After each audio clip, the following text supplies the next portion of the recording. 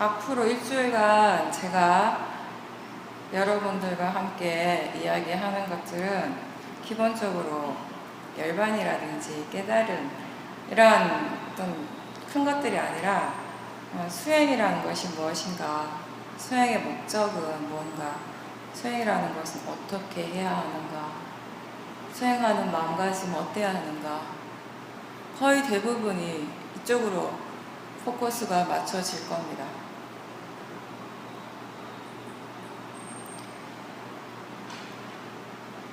여러분들이 이곳에 올 때 다 나름대로 어떤 바람이나 기대를 가지고 오셨을 겁니다.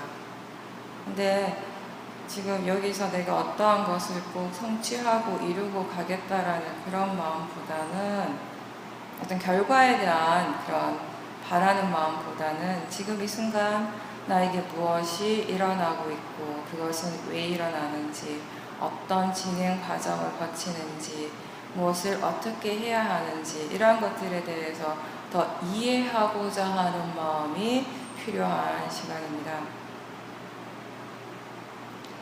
수행이라는 것은 기본적으로 우리 마음과 관련된 일입니다. 마음의 질을 높이는 일입니다. 우리 마음은요, 좋은 마음도 있고 나쁜 마음도 있습니다. 좋지 않은 마음은 좋은 마음으로 바꿔주고, 좋은 마음의 질은 더 좋은 마음으로, 또 그 좋은 마음의 질을 계속 유지할 수 있도록 해주는 것이 수행입니다. 근데 이렇게 하기 위해서 가장 먼저 하셔야 될 건 뭐냐면, 여러분들이 해야 할 거는 뭔가 마음에 긴장이 없어야 된다는 겁니다.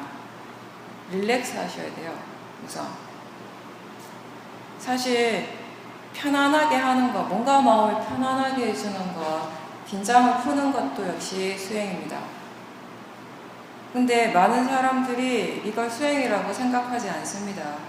왜냐하면 대부분 사람들이 수행이라고 하면 뭔가 좀 특별한 것이라고 얘기합니다. 뭔가 대단한 것이라고 생각을 합니다. 그래서 긴장을 풀고 뭔가 마음에 힘을 주지 않고 힘을 푸는 일이 수행이라고는 잘 생각하지 않습니다. 근데 그것 또한 수행입니다. 지금 이 시간도 마찬가지예요. 여러분들이 지금 여기 와서 이렇게 앉아 계시는 이 시간은, 한 시간의 시간은 법문을 듣고 이해하는 그런 시간입니다. 근데 너무 지금 여러분이 긴장을 하고 있다면, 뭔가 마음에 너무 많이 긴장을 하고 있다면은 이해하는 부분들이 적을 수밖에 없습니다. 편안하게 들으십시오. 자세가 중요한 것이 아니니까. 여러분들 중에서는 지금 이렇게 바닥에 오래 앉아있는 것이 불편하신 분들도 계실 겁니다. 네. 그런 분들은 그냥 듣다가 다리가 너무 아프시면요, 앞에 사람, 옆에 사람 피해가 되지 않은 범위 내에서는 다리를 펴도 상관없고, 혹시 본인이 허리나 다리가 많이 안 좋으신 분들은 벽에 기대서 들어도 상관없습니다. 저기 뒤에 의자 있는데 의자에 앉아서 법문을 들어도 상관없습니다. 그건 수행하실 때도 마찬가지고요. 그래서 자세가 수행을 하거나 자세가 듣는 것이 아니기 때문에, 중요한 것이 아니기 때문에 편하게 듣고 잘 이해하는 것이 중요하기 때문에 제가 이런 말씀을 드립니다. 수행이라는 것은 아까 좀 전에도 얘기를 했지만, 우리 인간은 몸과 마음, 정신과 물질 두 부분으로 나누어져 있는데, 수행은 이런 정신적인 부분, 마음의 일입니다. 마음의 질, 마음의 상태와 관련된 것이라고 합니다. 아까 얘기한 것처럼 마음의 질을 높이는 것, 좋지 않은 마음을 좋은 마음으로 바꿔주고, 좋은 마음의 상태는 더 좋은 상태로, 이러한 상태로 유지할 수 있게 해주는 것이 수행입니다. 우리가 몸이 아프면은 병원에 갑니다. 약을 먹고 치료를 받습니다. 마음이 좋지 않을 때는, 마음의 상태가 좋지 않을 때는 어떻게 해야 하는가? 몸이 아플 때 약을 먹는 것처럼 마음에 대해서 우리가 해줄 수 있는 것이 바로 수행이라는 것입니다. 몸을 위해서 휴식을 취하고 영양을 취하듯이 지치고 힘든 마음을 깨끗하게 해주고 쉬도록 하는 일을 꾸준하게 하는 것, 그것이 바로 수행입니다. 사실 어떻게 보면 지금 우리 대부분에게 정말 심각한 것은 몸으로 드러나는 그런 병이 아니라 마음에 있는 병일지도 모릅니다. 부처님 병전에 부처님께서 병에 대해서, 몸과 마음의 병에 대해서 이렇게 말씀하신 구절이 있습니다. 비구들이여, 두 가지 병이 있다. 무엇이 둘인가? 몸의 병과 마음의 병이다. 비구들이여, 중생들은 몸의 병에 관한 한 1년 동안은 건강하게 지내기도 하고 2년 동안 건강하게 지내기도 하고 3년, 4년, 5년, 10년, 20년, 30년 동안 50년 동안 건강하게 지내기도 한다. 비구들이여, 그러나 이 세상에서 마음의 병에 관한 한 잠시라도 건강하게 지내는 중생들은 번뇌를 다한 자들을 제외하고는 참으로 만나기 어렵다.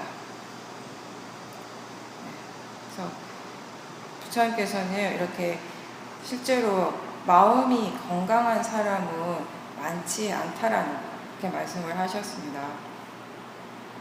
그런데 우리가 보통 수행이라고 할 때 많은 사람들이 수행을 어떤 결과를 얻기 위한 수단으로서 생각을 하고 있습니다.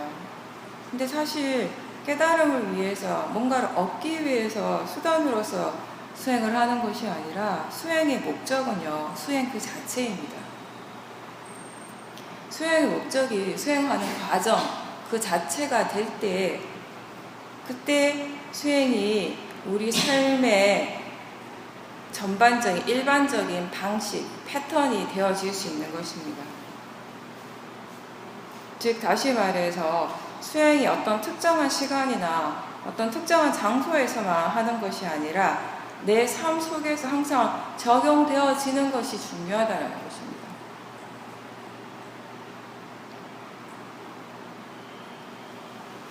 여러분들이 어떤 목적을 성취하기 위해서, 어떤 목적을 얻기 위해서 그런 수단으로서의 수행만을 생각을 한다면 그것으로 인해서 일어나는, 야기되는 많은 번뇌들로 여러분 스스로가 힘들어질 겁니다. 실제로 여러분들이 번뇌를 없애기 위해서, 그래서 마음이 더 편안해지기 위해서 수행을 하는데, 수행에 대해서 바르게 이해하지 못한 채 수행을 했을 때에는 수행으로서 일어나는 번뇌들로 더 괴로울 수도 있다는 것입니다. 실제로 수행을 오래 한 사람들 중에서 이런 체험을 하는 분들이 많습니다. 경전에서 부처님께서 말씀하시는 수행의 주제는 항상 6가지 감각기관과 그 감각기관에서 일어나는 다양한 물질적 현상, 정신적 현상입니다. 6가지 감각기관이라고 하는 것은 안, 이, 비, 설, 신, 의, 이 6가지를 이야기를 하는 겁니다. 눈, 코, 귀, 혀, 몸, 그 의. 이러한 다양한 정신적, 물질적 현상들이 저 밖에서 일어나는 것이 아니라 이러한 것들을 항상 모두 자기 자신에게서 일어나고 있는 것입니다. 이렇게 자기 자신에게 일어나고 있는 것을 알고 이해하면서 살아가라고 하는 것이 바로 이 부처님의 가르침입니다. 이러한 이해가 완전해졌을 때, 그때 비로소 열반, 깨달음이라고 하는 것은 그것의 자연스러운 결과물로서 일어나게 되는 것이라는 겁니다. 우리가 그것을 얻기 때문에, 얻고자 하기 때문에 얻을 수 있는 것이 아니라 우리는 다만 그러한 결과가 일어날 수 있는 조건을 갖추는 일을 할 수 있습니다. 그리고 그 조건을 갖추어가는 일이 바로 수행이라는 것입니다. 하지만 많은 사람들이, 많은 수행자들이 이렇게 조건을 갖추어가는 과정으로서의 수행보다는 어떤 결과를 위한 수단으로서 수행을 하고 있기 때문에 수행의 과정 그 자체보다는 수행의 결과에 더 많은 포커스를 맞추게 됩니다. 그래서 그 과정 속에서 일어나고 있는 수없이 일어나는 탐심과 진심을 놓치게 되는 겁니다. 그래서 수행하기에 앞서서 중요한 것은 어떻게 하는 것이 바른 수행인가 하는 그런 이해가 항상 먼저 선행이 되어야 합니다. 마음의 상태가 좋지 않다, 마음의 질이 좋지 않다라는 건 불교적으로 얘기할 때 탐진치가 강하다라는 거예요. 탐진치라는 탐심, 진심, 치심. 탐심이라는 것은 여러분들 다 아시죠? 바라고 뭔가 기대하고 원하는 마음, 얻고자 하는 마음, 이루고자 하는 마음. 지금 여러분들한테 공통적으로 일어나는 탐심 중에 하나는 수행 잘하고 싶어하는 마음. 그럼 어떤 사람은 수행을 잘해서 어떤 특별한 체험을 하고 싶어하는 그런 마음이 있을 수도 있습니다. 진심이라는 것은 화, 불쾌, 짜증, 불안, 두려움, 거부감, 혐오감 이런 것들을 다 포함을 합니다. 근데 결국 진심이라는 것을 가만히 지켜보면은 원하는 것이 있을 때, 바라는 것이 있는데 그것이 충족되지 않으면 반드시 일어나는 마음은 진심입니다. 화의 마음이 일어나게 되어 있습니다. 치심은 어리석음인데요. 어리석음은 모르는 거죠. 근데 불교에서는 단순히 모르는 것만이 아니라 더 중요한 것은 뭐냐면은 알기는 알지만 잘못 아는 거. 그게 더 중요한, 치심을 이해하는 데서 더 중요한 부분입니다. 오늘 이 책, 번뇌책을 다 받으셨는데, 책 2권 받으셨는데, 이 책이 우리가 지금 하고 있는 이 수행에 대해서 수행을 전반적으로 이해하도록 설명이 굉장히 잘 되어 있습니다. 그래서 이 수행을 처음 접하시는 분들은 틈틈이 이 책을 계속 읽으시면서 수행을 하시기 바랍니다.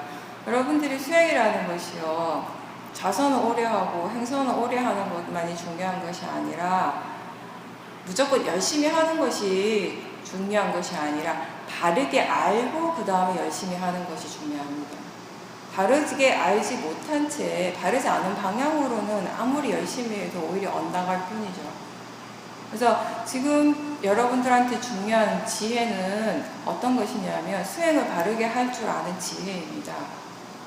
근데 지금 여러분이 그 지혜가 어느 날 갑자기 생기는 것은 아니잖아요. 그렇죠? 그런 것들이 이제 이런 법문을 듣거나 수행에 대한 책을 읽음으로 해서 새로운 정보를 얻음으로 해서 조금씩 체계가 잡혀가는 것입니다. 그래서 여러분의 수행을 바른 방향으로 이끌어가는 지혜가 생기게 되는 겁니다. 네, 여기 보면은 처음에 9페이지에 번뇌란 무엇인가 라고 나와 있습니다. 이 번뇌에 대해서 잘 설명이 되어 있기 때문에 제가 항상 이 부분을 이제 읽어 보는데 한번 읽어 드리겠습니다. 여기서 말하는 번뇌란 분명히 드러나는 탐심과 진심, 어리석음 뿐만 아니라 그것들과 관련되어 있는 모든 것을 포함하는 넓은 뜻입니다.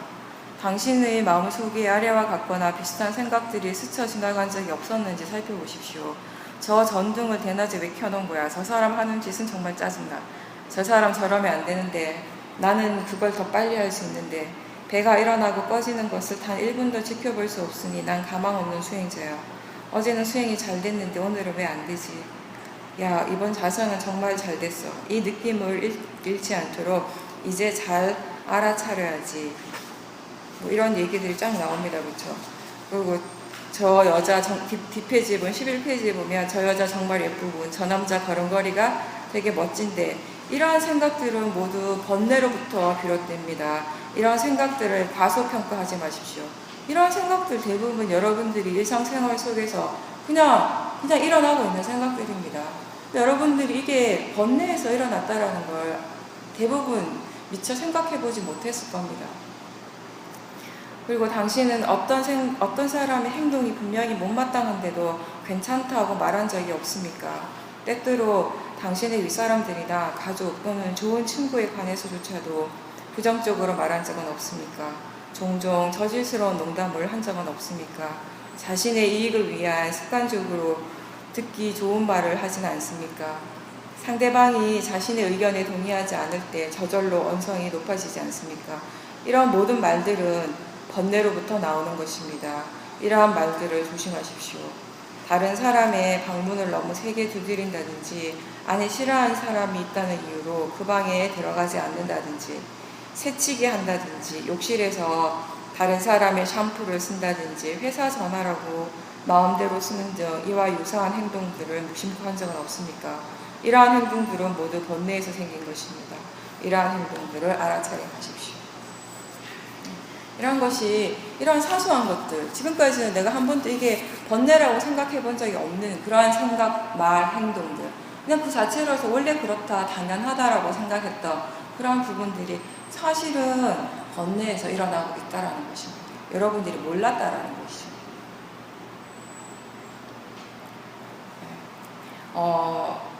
이 윗바사나 수행은 부처님 경전 중에서요, 대념처경이라는 유명한 경전이 있습니다.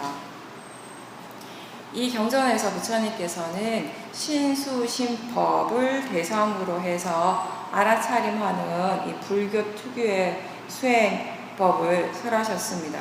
신수심법 네 가지는 신이라고 하는 것은 몸을 얘기를 하는 거, 물질을 얘기를 하는 것이고요. 수는 느낌을 얘기를 하고, 심은 마음을 얘기하고, 법은 법. 네, 이 경전의 내용을 바탕으로 해서 오랜 세월에 걸쳐서 개발되어지고 전승해온 수행 방법, 그걸 우리가 지금 윗바사나 수행이라고 합니다. 이 대념처경에서는 신수심법 이 네 가지를 대상으로 계속 알아차림을 하면서 수행을 해나가면 결국 7가지 깨달음의 요소들을 성취할 수 있다라는, 결국 열반을 얻을 수 있다라는 그런 내용입니다. 이 수행, 윗바사나 수행은 불교 수행이 크게 두 가지가 있습니다. 사마타 수행하고 윗바사나 수행. 윗바사나 수행은 남방의 대표적인 수행 방법으로 알려져 있습니다. 그리고 신수심법 네 가지를 대상으로 마음을 챙기는 수행이기 때문에 사념처라고 합니다. 사념처 수행 많이 들어보셨을 겁니다. 수행, 윗바사나 수행적인 부분에 있어서는 지금 미얀마에서 가장 활발하게 이루어지고 있습니다. 전 세계적으로. 세계에서 많은 수행자들이 윗바사나 수행을 하기 위해서는 미얀마로 많이 가는데, 미얀마에서 이제 외국 사람들도 같이 수행을 할 수 있는 대표적인 수행 센터가 한 5군데가 있습니다. 여러분들이 많이 들어보신 마하시 센터, 파워 센터, 있고 또 참매라든지 반디타라마, 그리고 쉐우민이 있는데 수행 방법이 조금씩 다릅니다. 그 센터에 따라서, 가르치는 분에 따라서. 지금 저가 일주일간 여러분들과 함께하는 수행 방법은 우리가 보통 쉐우민 수행법이라고 얘기를 합니다. 미얀마 쉐우민 수행센터에서 가르치는 방법이기 때문에. 쉐우민 수행은 특별히 다른 센터하고 조금 구별이 되는 부분이 신수심법 네 가지 중에서 심념처 쪽을 많이 강조한다라는. 그런데 그렇다고 해서 심념처만 하는 것은 아니라 기본적으로 사념처 수행을 합니다. 근데 거기서 마음을 좀 더 강조하는 수행 방법이라는 것입니다.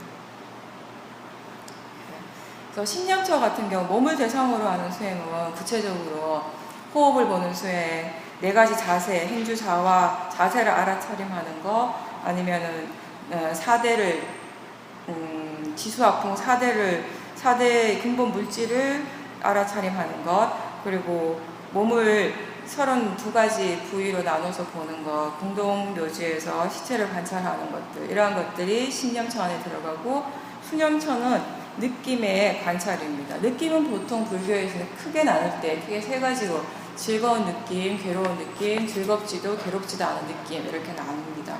그리고 심념처는 탐욕이든지 탐욕이 있는 마음, 탐욕이 없는 마음, 성냄이 있거나 성냄이 없는 마음, 어리석은 마음, 이런 모든 매 순간 일어나고 사라지는 마음을 대상으로 관찰하는 그런 수행입니다. 생각하고 숙고하고 결심하고 판단하고 이런 모든 것들을 다 포함을 합니다. 법념처는, 마지막 법념처는 법에 대한 이해를 바탕으로 마음 챙김함으로써 5가지 장애의 오원, 육처, 칠각지, 사성제, 이러한 것들을 대상으로 하는 수행 방법을 이야기를 합니다. 윗바사나 수행의 정의를 아주 간단하게 요약을 한다면은 윗바사나 수행이란 내 몸과 마음에서 지금 현재 이 순간 실제로 일어나고 있는 것을 있는 그대로 지켜보는 것. 답니다. 네. 내 몸과 마음, 다른 사람 몸과 마음 이런 데 전혀 관심 없고요. 바깥에 관심 없습니다. 오로지 내 몸과 마음에서 과거도 아니고 미래도 아니고 지금 이 순간 오로지 현재, 지금 현재 일어나고 있는 실제로 관념적인 것이 아니라 실제로 일어나고 있는 것을 있는 그대로 지켜보는 것입니다. 그럼 왜 지켜봐야 하는가? 수행의 목적입니다. 왜 보는가? 없애기 위해서, 사라지게 하기 위해서 보는 것이 아니라는 겁니다. 어떤 사람들은 사라지기 위해서 보는 사람들이 있는데 윗바사나 수행의 목적은 사라지게 하는 것이 아니라 이해하기 위해서 보는 겁니다. 경전에서 부처님께서 말씀하시기를 윗바사나의 목적은 지혜의 개발이라고 합니다. 이해한다라고 하는 것은 바로 지혜가 일어난다라는 말입니다. 내 몸과 마음에 대한 이해입니다. 즉 나에 대한 이해, 내 몸과 마음에 대한 이해가 바로 법의 성품, 법의 성질을 이해하는 것입니다. 수행에는 항상 대상과 마음 두 가지 부분이 있습니다. 여러분들이 지금 옆에 바닥을 손바닥으로 한번 세게 눌러보세요. 그렇게 누를 때 뭘 알 수 있습니까? 뭘 압니까 지금? 뭘 아세요? 아무것도 모르세요? 딱딱하고 차갑고 네, 누르고 있다라는 거 느낌을 압니다. 그쵸? 네, 다 있다라는 걸 압니다. 그러한 느낌, 알 수 있는 것, 지금 현재 알아지는 것, 알 수 있는 것, 그게 바로 대상입니다. 대상이라는 것은 지금 이 순간 알아지는 것. 그래서 대상의 자연적인 성질이라고 하는 것은 알아지는 것입니다. 우리가 다시 말해서 알 수 있는 것은 다 대상이에요. 여러분들 지금 뭐 하고 있습니까? 법문 듣고 있습니다. 그렇죠? 그럼 지금 무엇을 알고 있습니까? 듣고 있다라는 거 압니다. 그쵸? 듣고 있다라는 거 아시죠? 모르는 분 없죠? 보고 있다라는 거 아세요? 다 아시죠? 예. 네. 고개 끄덕이시는 분들, 본인이 끄덕이고 있다라는 거 아십니까? 앉아있다라는 거 아세요? 알죠, 다. 누워있지 않잖아요. 앉아있습니다. 근데, 그걸 어떻게 압니까? 불과 몇 초 전엔 아마 몰랐을 거예요. 몇 초 전에도 여러분들 앉아 계셨거든요. 듣고 있었습니다. 아까도 보이고 있었어요. 30분 전에도, 1시간 전에도, 2시간 전에도 보이고 있고 들리고 있었습니다. 10분 전에도 앉아 있었습니다. 근데 내가 이렇게 질문을 하니까 마음이 그쪽에 관심을 가는 거예요. 주의를 기울이는 거예요. 그래서 그걸 다시 알게 되는 거죠. 그렇게 아는 것, 그것을 우리가 알아차림이라고 하는 것입니다. 듣고 있다는 거 아는 것, 그것이 알아차림입니다. 딱딱한 느낌이 일어난다는 걸 아는 것, 그것이 알아차림이에요. 보고 있다는 걸 아는 것. 아까도 보고 있고 지금도 보고 있지만 아까는 보고 있다는 것을 몰랐습니다. 알아차리지 못했다는 거예요. 지금은 그거를 알아차립니다. 그렇죠? 제가 얘기를 하니까 마음이 자연스럽게 거기에 관심을 기울이거든요. 그래서 수행에서 항상 중요한 거는 수행을 처음 하는 사람이나 어리한 사람이나 능숙한 사람이나 내 몸과 마음에 항상 주의를 기울이는 것, 관심을 기울이는 거지. 거기에서부터 시작을 합니다. 알아차림 수행은. 마음에 관심이 있으면 누구나 다 할 수 있는 거예요. 이게 뭔가 특별한 게 아니거든요. 뭔가 대단한 게 아닙니다. 여러분들이 수행을 뭔가 특별한 윗바사나 수행을 뭔가 대단한 것으로 생각했다면 실망하실 수도 있겠지만 이게 다예요, 사실은. 네. 근데 중요한 건 뭐냐면 보고 있지만 듣고 있지만 느끼고 있지만 보고 있다라는 것을 아는 사람은 많이 없다라는 것이에요.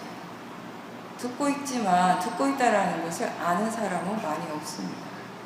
그렇게 다시 알 때 우리가 수행을 하는 것입니다. 삿띠라고 하고 알아차림 수행이라고 합니다. 그렇죠?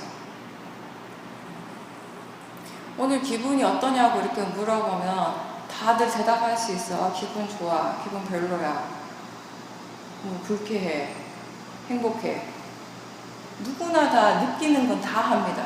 애들도 느끼고 어른도 느끼고. 느끼는 것은 누구나 다 하지만 수행이라는 것은 그 느끼고 있다는 걸 다시 아는 것이라는 거예요.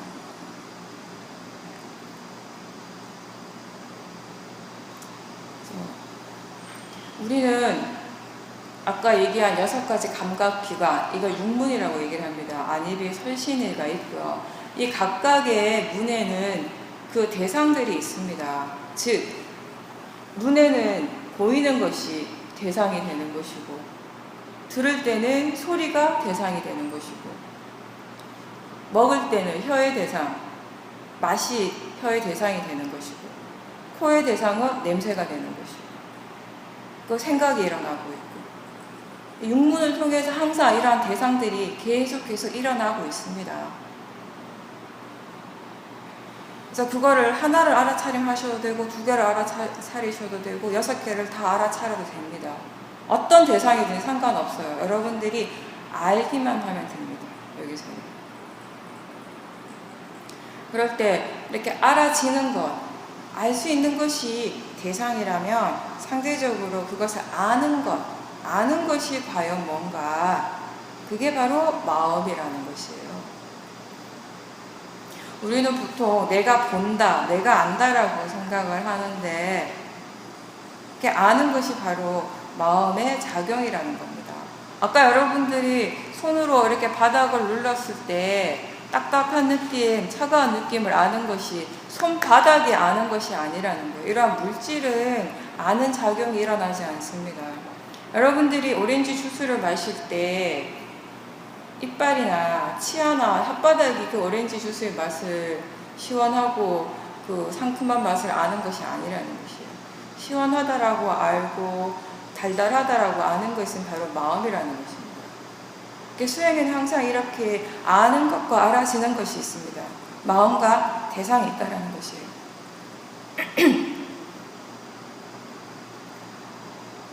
수행을 마음에 대해서 얘기를 조금 더 하면은, 마음의 작용은 여러 가지가 있지만 그 마음의 성질은 안다라는 것입니다. 안다라는 점에서는 똑같은데, 다만 어떤 감각 기관을 통해서 아는가에 따라서 서로 다른 작용이 일어나는 겁니다. 눈을 통해서 대상을 알 때 우리가 본다라고 얘기해요. 보는 작용이 일어나는 겁니다. 대상을 알기는 아는데 귀를 통해서 대상을 알 때 듣는다라고 얘기를 합니다. 혀를 통해서 알 때 맛본다라고 얘기를 하고, 코를 통해서 대상을 알 때 냄새 맡는다라고 합니다. 근데 그럴 때 눈이 대상을 아는 것이 아니다라는 거예요. 눈이 대상을 안다면, 눈이 보는 작용 그 자체를 해버린다면, 안다면은 눈이 있으면 다 봐야 되지만 눈이 있어도 못 보는 사람이 있다는 것이에요. 귀가 있어도 듣지 못하는 사람이 있습니다. 그 여러분들이 지금은 보이고 들리지만 뭔가 하나에 집중을 하고 있을 때, 애들이 컴퓨터 게임에 아주 집중을 하고 있을 때 옆에서 누가 불러도 잘 몰라요. 못 들어요. 귀가 듣는다면 들어야죠. 마음에 관심이 거기 전혀 없기 때문에 못 듣는 겁니다. 길을 걸을 때 어떤 생각이 너무 골몰하고 있으면은 눈앞에 뭔가가 있어도 보이지 않는 거예요. 어떨 때는. 그래서 걸려서 넘어지기도 하고 부닥치기도 합니다. 마음에 관심이 전혀 그쪽에 없기 때문에. 대상을 아는 그 자체는 눈이 아는 것이 아니라, 귀가 아는 것이 아니라 눈을 통해서 마음이 하고 있다는 것이에요. 이 눈이라는 감각기관하고 대상이 서로 딱 만나는 순간에 그때 이걸 아는 마음이 일어난다는 것이에요. 그걸 우리가 보통 식이라고 얘기를 합니다. 아는 마음 또는 식. 귀라는 감각기관하고 소리라는 대상이 만나는 순간 식이 일어난다는 거, 아는 마음이 일어난다는 것이. 그래서 듣는 작용이 일어난다는 것입니다. 수행을 하면서 우리가 대상이 뭔지, 대상의 성질이 어떠한지, 마음이라는 것은 뭔가, 마음의 성질이 어떠한 것인가에 대해서 조금씩 이해해 가는 것입니다. 그렇다면 지금 이 순간 여러분에게 일어나고 있는 대상은 뭡니까? 뭘 알 수 있습니까?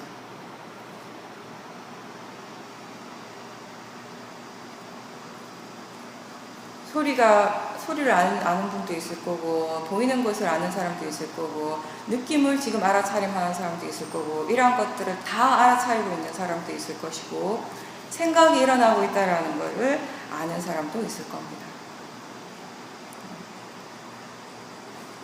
근데 이렇게 수행에는 대상하고 마음 두 가지 부분이 있는데, 근데 사실은 중요한 것은 대상 쪽이 아니라 마음의 부분입니다. 같은 대상에 대해서도요, 여러 가지 다른 마음들이 일어나는 것을 여러분들이 많이 경험을 해 보실 겁니다. 하나의 대상에 대해서도 보는 사람에 따라서, 듣는 사람에 따라서 다르게 반응을 합니다. 대상을 다르게 해석합니다. 어떤 사람에게는 너무나 아름답고 좋은 소리가, 똑같은 소리가 다른 사람에게는 듣기 싫은 소리일 수도 있습니다. 어떤 사람에게 너무나 아름다운 장면이 다른 사람에게는 아주 추한 장면이 될 수도 있는 겁니다. 또 한 사람도 같은 사람에 대해서도 마찬가지예요. 같은 사람이 같은 대상을 볼 때도 기분이 좋을 때와 나쁠 때, 마음의 상태와 좋을 때가 나쁠 때 마음의 반응이 서로 다르다라는 것입니다. 그래서 불교의 관심은요, 대상 그 자체, 맛이나 소리 그 자체, 냄새 그 자체, 보이는 그 대상 그 자체가 아니라 그 대상에 대해서 지금 이 순간 마음이 어떻게 반응하는가, 그 부분을 준비해야 됩니다. 네. 과학하고 불교가 비슷하다라고 얘기를 많이 하죠. 과학과 불교를 비교해서 책도 나오고 얘기를 많이 합니다. 근데 가장 큰 차이점은 뭔가 하면, 과학은 대상에 대한 학문이죠. 대상을 연구를 합니다. 그 대상의 질량이 어떤지, 무게가 어떤지, 부피가 어떤 건지. 근데 불교는 대상 그 자체에 대해서는 전혀 관심 없습니다. 그 대상을 인지하고 있는, 지켜보고 관찰하고 인식하는 쪽에 이쪽에 관심을 기울입니다. 이쪽에 따라서 어떻게 반응하는가에 따라서 대상이 달라 보이기 때문에, 왜 마음이 그렇게 반응을 하는가, 이러한 것들에 대해서 궁금하게 생각하고 더 나아가서 대상과 마음의 관계에 대해서 이해하고자 하는 것이 바로 불교입니다. 우리는 항상 관계에 대해서 얘기를 해요. 불교는 마음이라고 했을 때 하나의 마음이요, 이 수많은 대상들을 알아차림하고 있는 것이 아니라는 걸 아셔야 됩니다. 하나의 마음이라는 것이 하나가 딱 있어서 이 마음이 듣기도 하고 보기도 하고 냄새도 맡고 생각도 하는 것이 아니라 각각의 다른 마음이라는 겁니다. 생각하는 마음, 보는 마음, 듣는 마음, 느끼는 마음이 다 다른 마음이라는 것이에요. 마음은 어떤 장소에 항상 머물러 있는 것도 아니고 혼자서 독자적으로 존재하거나 일어나는 것이 아니라, 마음이라는 것 또한 조건 발생하는 것입니다. 그 조건이 뭐냐면 대상입니다. 마음은 대상이라는 조건 없이 지 혼자서는 일어날 수 없습니다. 대상이 있기 때문에 마음이 일어나는 것이에요. 근데 또 다르게 말을 하면 대상이라는 것은 또 뭐냐, 마음에 의해서 알아지는 것이기 때문에 대상인 거예요. 이 두 가지가 서로 이런 관계 속에 있습니다. 각각이 어떤 존재적 실체성을 가지는 것이 아니라, 마음은 대상으로 인해서 대상을 연하여 일어나는 것이고, 대상 또한 마음에 의해서 알아지기 때문에 대상으로서의 의미가 있는 것입니다. 그 가치를 가지게 되는 것이라는 겁니다. 이렇게 서로 조건 지어서 일어난다는 것입니다. 그걸 우리가 연기라고 얘기를 하죠. 불교에서는 어떤 존재에 대해서 그 존재가 어떤 실체적, 어떤 항상하는 어떤 실체성을 가진다라고 얘기를 하지 않습니다.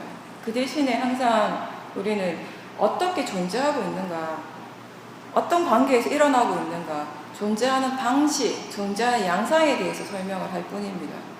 그게 바로 연기입니다. 우리 몸과 마음이 서로 연기를 하고 있습니다. 마음과 대상도 마찬가지입니다. 이렇게 대상이라는 것은 마음에 의해서 알아지기 때문에 대상이 된다라는 거, 이게 굉장히 중요한 부분입니다.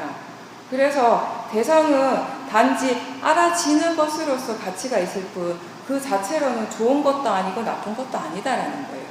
즉 여러분들이 지금 소리라는 대상도 알고 생각이라는 대상을 알 수도 있습니다. 그럴 때 소리라는 대상이 생각이라는 대상보다 더 좋은 대상은 아니라는 거예요. 소리도 생각도 그냥 알아진다라는 측면에서는 똑같습니다. 대상의 자연적인 성질, 성품은 그냥 알아지는 것일 뿐입니다.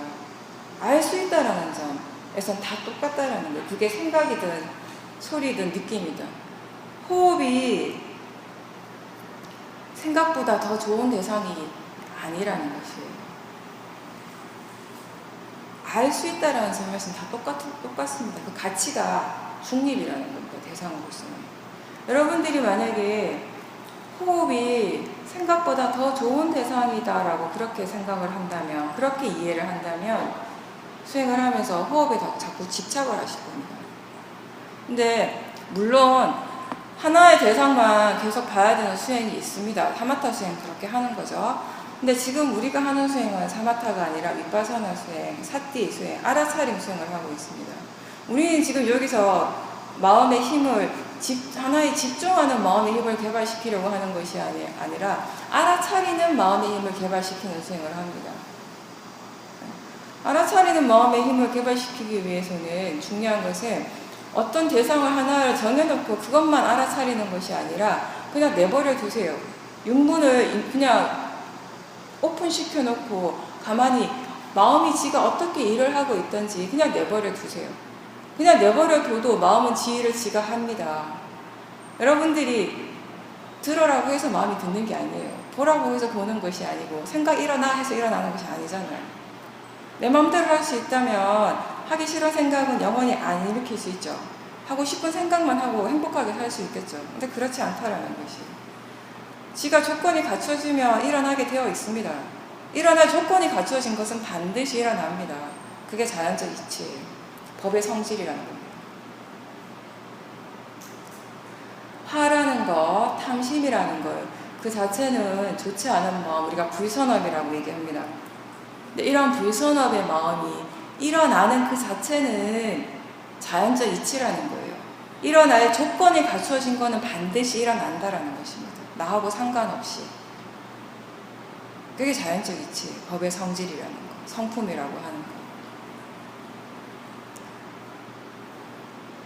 그래서 이 알아차릴 때는 하나의 대상을 딱 정해놓고 그것만을 하기보다는 그렇게 하다 보면 자꾸 마음이 알아차림의 힘보다는 집중하는 성향이 강해지게 됩니다. 그대로 내버려 두세요. 안입이 설신을 오픈시켜놓고 그대로 뭘 하든지 여러분들이 내버려 둬도 마음은 원래 지 일을 지가 잘하기 때문에 상관없습니다. 아무 걱정 말고 그냥 던져놓으세요. 그 다음에 그냥 지켜만 보십시오. 그냥 단지 스스로에게 질문을 하십시오. 뭘 알 수 있는가? 뭐가 일어나고 있는가? 지금 알 수 있는 것이 뭔가? 이렇게 알아차림 할 때 우리가 가볍게 삿띠를 둔다라고 얘기를 합니다. 알아차림은 가볍게 한다라고 얘기해요. 질문을 하면서 육문을 그대로 오픈시켜 놓은 상태에서 어떠한 것도 내가 정해놓지 않고 어떤 대상을 정해놓지 않고 그냥 오픈된 상태에서 뭘 알 수 있는가라고 그냥 가볍게 질문하면서 그 순간에 알 수 있는 것들을 계속 아는 것. 그렇게 하시는 게 이 수행의 가장 기본적인 방법입니다. 네. 물론 이제 대상이라고 하는 것은 우리가 어떤 관념적으로 분명하게 알 수 있는 것이기 때문에 좀 쉬운데 마음은 굉장히 미세하기 때문에 수행의 초기 단계에서는 마음을 대상으로 해서 마음 자체를 알아차림하는 것은 쉽지 않습니다. 그래서 수행을 처음 할 때는 수행의 대상이 대부분 어떤 물질적인 대상, 소리라든지 냄새라든지 몸에서 일어나는 느낌, 이러한 것에서부터 시작을 하게 됩니다. 근데 제가 지금 얘기한 것처럼 6가지 감각기관을 통해서 각각의 감각기관에 배대하는 각각의 대상들은 항상 일어나고 있기 때문에 마음을 그냥 가만히 내버려 두고 지켜보고 있을 때 우리가 한꺼번에 여러 가지 대상들도 알 수 있게 됩니다. 이걸 이제 제가 어떤 비유를 많이 드냐면 운전하는 예를 많이 듭니다. 여러분들 운전할 때 어떻습니까? 운전하시는 분들 봐야 되죠. 소리도 들어야 되죠. 핸들도 조절해야 됩니다. 기어도 조절해야 됩니다. 생각도 해야 돼요. 그거 거울도 봐야 돼요. 앞뒤 방향 감각도 익혀야 됩니다. 그런 것들을 한꺼번에 다 해야 되죠.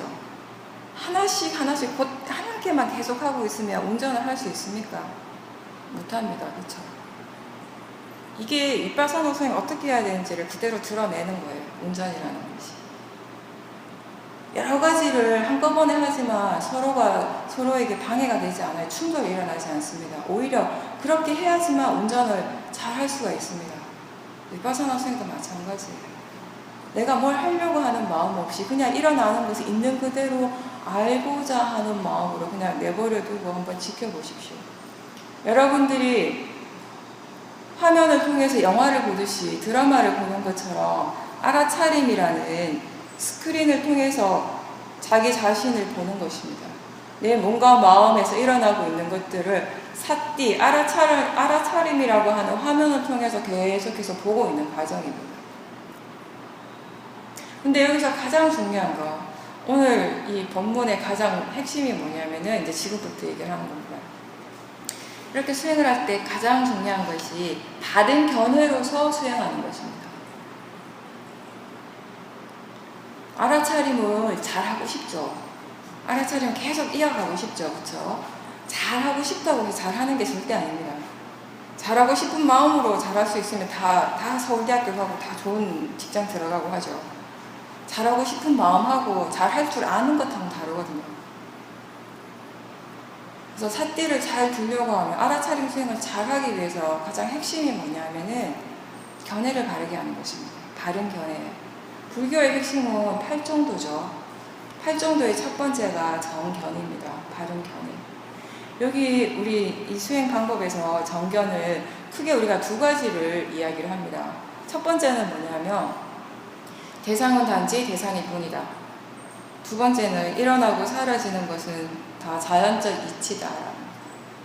이미 앞에서 다 설명했습니다. 사실 대상은 단지 대상일 뿐이다라는 거.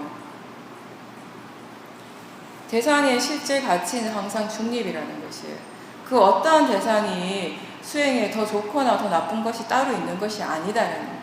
대상이 대상인 이유는 오로지 하나, 알아지기 때문에, 알 수 있기 때문에 그냥 대상인 거예요.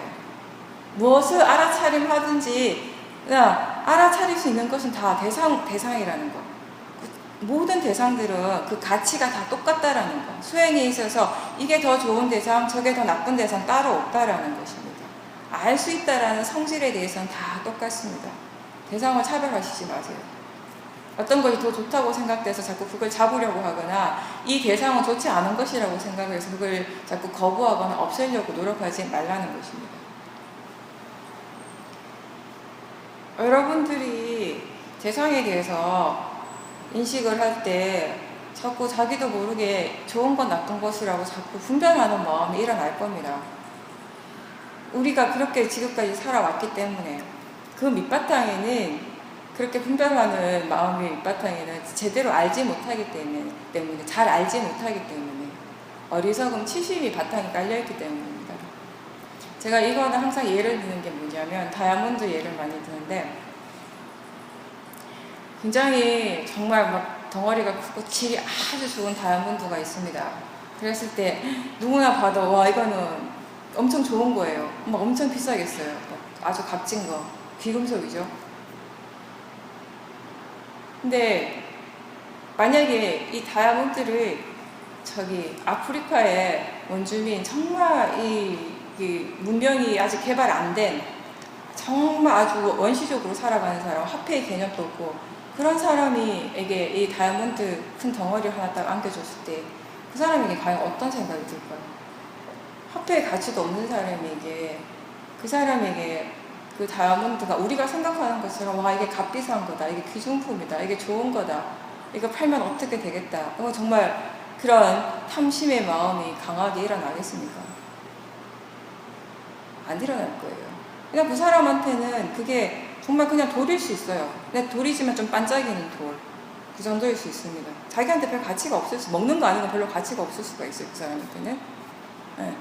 근데 우리는 그 다이아몬드 그 자체가 정말 우리가 생각하는 것처럼 정말 그게 좋은 거라면, 값진 것이라면, 그렇게 그 귀중한 것이라면, 귀중품이라면은 내가 볼 때도 한국 사람이든 미국 사람이든 중국 사람이든 아프리카 원주민이든 누가 보더라도 그 가치를 똑같이 생각을 해야 돼요. 그랬을 때 우리 그 물건의 가치, 그 대상의 가치가 그러하다라고 얘기할 수 있는 것입니다. 근데 사실은 그렇지 않다라는 것이에요. 보는 사람에 따라 다르다라는 것이에요. 보는 사람이 이것은 어떤 것이다라고 가치를 먼저 매겼어요. 근데 그거를 잊어버렸습니다. 그 다음에 본인이 그렇게 했다는 걸 잊어버린 거예요. 그리고 원래 그게 그렇게 중요하고 그렇게 좋은 것이다라고 믿어버리고 있는 거죠. 그게 우리가 얘기하는 치심이라는 것입니다. 항상 인식하는 쪽에서 그런 가치를 부여해놨는데 나중에는 그거 잊어버리고 그게 원래 그 대상의 자체가 그렇게 좋은 거야, 원래 그런 거야, 이게 원래 나쁜 거야 라고 믿어버린다는 것이에요. 그게 불교에서 말하는 치심. 좋은 것이다 라고 믿어버리면 그걸 자꾸 잡으려고 하고 집착을 하게 되고 그걸 추구하고 쫓아가려고 애를 쓰겠죠. 나쁜 것이다 라고 믿을 때는 거부하려고 하고 혐오스러워하고 괴로워하고 그런 마음의 반응들이 일어나는 것입니다. 그런데 사실은 대상이라는 것은 마음에 의해서 알아지는 것일 뿐이다라는 거예요. 좋은 것도 아니고 나쁜 것도 아니다라는 것입니다. 아름다운 음악 소리든 시끄러운 차 소리든 개가 짖는 소리든 소리로서는 다 똑같습니다. 알 수 있는 대상이라는 거예요. 그냥 어떤 소리든지. 아름다운 꽃향기든 쓰레기 냄새, 똥 냄새든 알 수 있는 대상으로서는 그 가치가 같다라는 것입니다. 아주 아름다운 사람이거나 아주 못생긴 사람이거나 보이는 대상으로서는 다 같다라는 것입니다. 그런데 우리가 거기에 대해서 어떤 관념적 의미를 부여할 때 음악 소리, 새 소리는 좋은 소리, 아름다운 소리라고 의미를 부여하면서부터 그걸 자꾸 듣고 싶어 하고 가지려고 하고 집착을 하는 마음이 생기게 되고 차 소리, 개가 짖는 소리, 기계음 소리는 시끄러운 소리, 좋지 않은 소리로 판단을 하는 거죠. 근데 대상으로서 안다면 단지 수행의 대상일 뿐이지 그 어떤 것이 더 좋고 더 나쁜 것은 아니다라는 것입니다. 우리한테 실제하는 대상은 항상 6가지 뿐이에요. 뭐냐면은 보이는 대상, 들리는 대상, 느껴지는 대상, 맛, 냄새, 그리고 생각. 실제 하는 것은 이 6가지예요. 근데 여기다가 우리가 관념적인 의미를 부여하기 시작을 하면 엄청나게 많아집니다. 이 법당 안에도 대상들이 엄청 많습니다. 관념적인 대상, 보이는 대상. 제가 보이죠. 스님이 보이고 책상이 있고 불상도 보이고 의자도 보이고 자복도 보이고 다른 사람들이 다 보입니다. 소리가 들리죠. 에어컨 소리도 들리고 마이크 소리도 들리고 새 소리도 들리고 여러 가지 소리가 들립니다. 관념적으로 우리가 대상을 볼 때는 그 대상이 아주 많지만 들리는 소리 종류가 아무리 많아도요, 새 소리든 에어컨 소리든 선풍기 소리든 사람 소리든 들리는 성질로서는, 들리는 대상으로서는 다 똑같다라는 것이에요. 들리고 있다라는 점에서 똑같다라는 것이에요. 보이는 것이 그 종류가 아무리 많아도 보이는 대상으로서는 다 똑같다라는 것입니다. 신맛, 짠맛, 매운맛, 맛있는 맛, 맛없는 맛, 맛이 아무리 관념적으로 우리가 의미를 붙일 수 있는 것이 아무리 다양해도 알아지는 대상으로서는 그 성질이 다 같다라는 것입니다. 수행을 할 때는 항상 이렇게 뭐를 알더라도 그걸 좋은 것, 나쁜 것, 어떤 관념적으로 그것을 의미를 많이 부여하기보다는 단지 대상일 뿐이다 라고 알고 보셔야 된다는 겁니다. 대상은 단지 대상일 뿐이다라는 거. 좋은 것도 아니고 나쁜 것도 아니고 단지 알 수 있기 때문에 대상이라는 거.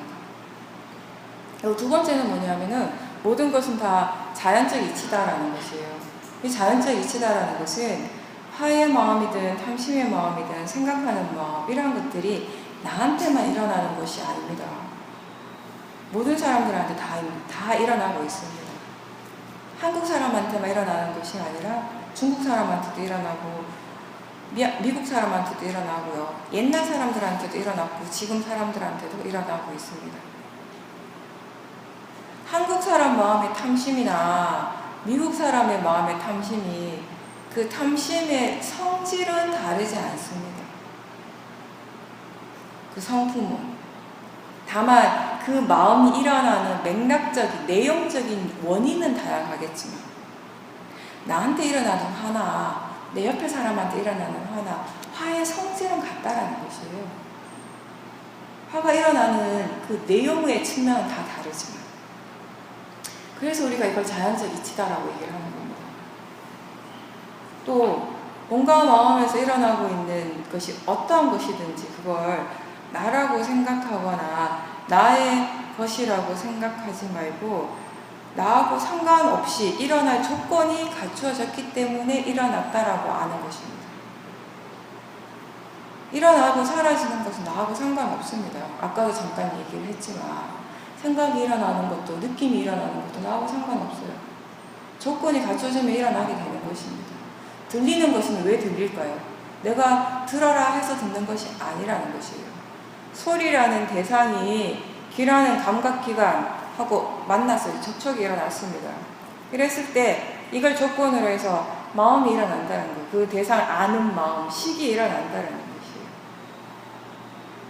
이런 것들이 자연적 이치라는 것이에요. 나하고 상관없이 조건 갖춰진 것은 반드시 일어나게 된다는 것입니다.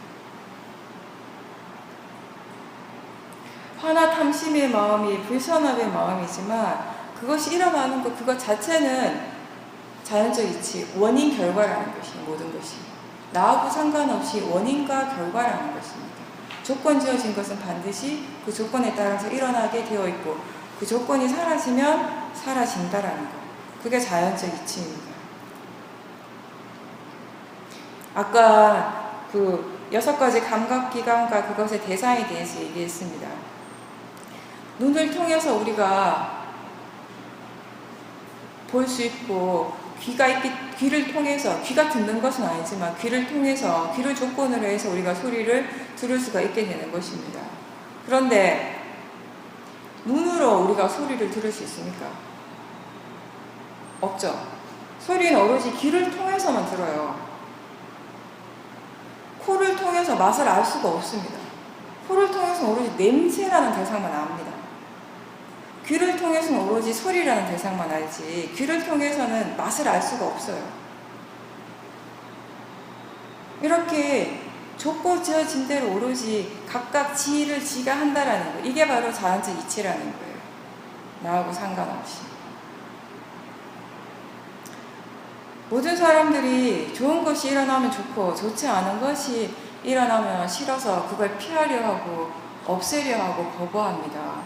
그리고 나하고 관련된 모든 것들은 다 좋기만 바라지만 일어나고 사라지는 것은 나하고 상관없어요. 자연적 이치라는 것이에요. 나의 탐심하고 상관없습니다. 나의 바람하고 상관이 없는 겁니다.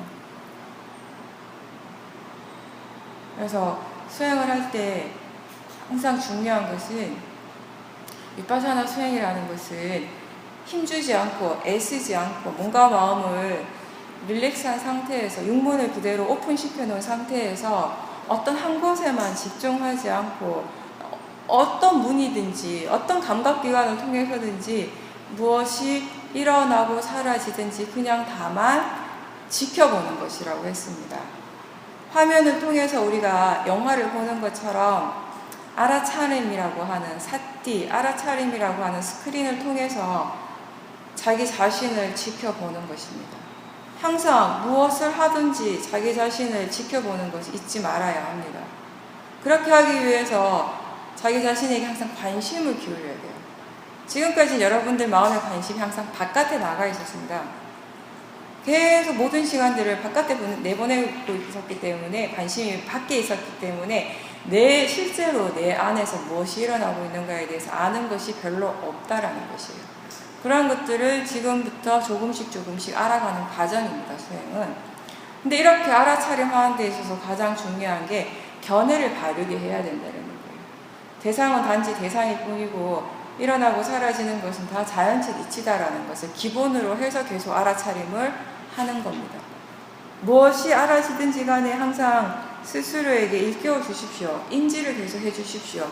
단지 대상일 뿐이다. 그냥 자연적 이치다라는 거.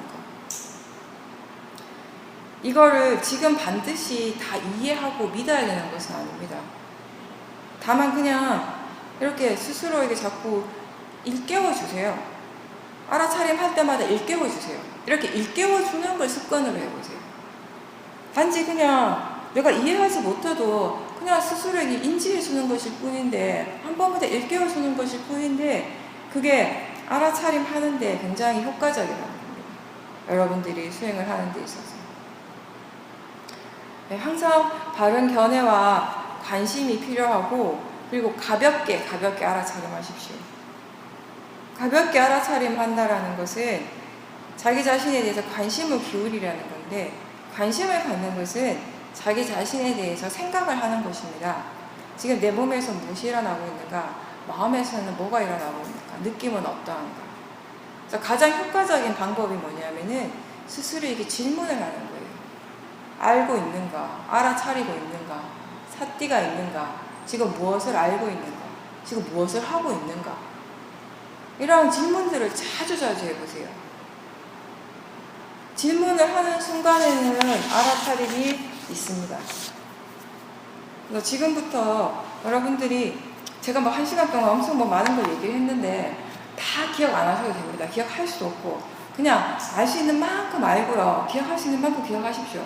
근데 중요한 건 뭐냐면 이거예요. 그냥 윗바사나라는 거, 수행이라고 하는 것은 어떤 하나에만 집중하는 것이 아니라 알아차린다라는 것은 유문을 그대로 오픈시켜 놓고 지금 무엇을 알 수 있는가 계속 본인이 체크해 가는 거, 확인해 가는 거.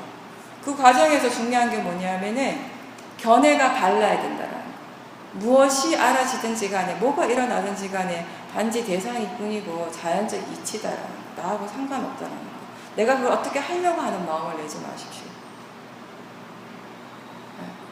생각이 좌선의 나쁜 대상이 아닙니다. 생각하고 있다라는 걸 알면은 수행하고 있는 것입니다. 생각하고 있다는 거 계속 알면은 수행을 잘하고 계신 거예요. 그러니까 견해가 바른 것이 가장 중요합니다, 수행에는. 그렇게 하시고 지금은 다른 어떤 것보다 나 자신에게 내 몸과 마음에서 일어나는 것 항상 관심을 기울이겠다. 내가 호두마을에 있는 동안은 정말 잠자는 시간 빼고는 100% 나에게 올인하겠다라는 거. 그거 잊지 마십시오. 내 몸과 마음에서 무엇이 일어나고 있는가? 계속 질문을 하십시오. 자주. 알고 있는지, 알아차리고 있는지, 사띠가 있는지. 질문하는 걸 습관을 들이시는 게 중요합니다. 수행을 처음 하시는 분들은. 지금부터 시작을 하셔서 이 법문을 들으면서도 계속 그런 질문을 하십시오. 지금 무엇을 알고 있는가? 듣고 있다라는 걸 아는가? 생각이 일어나고 있는가? 지금 내가 뭘 하고 있지? 마음이 지금 뭘 알고 있는가? 이런 질문들을 들으면서도 그런 질문 할 수 있습니다. 여러분들 그런 능력 누구나 다 있습니다. 충분히 하실 수 있어요. 네.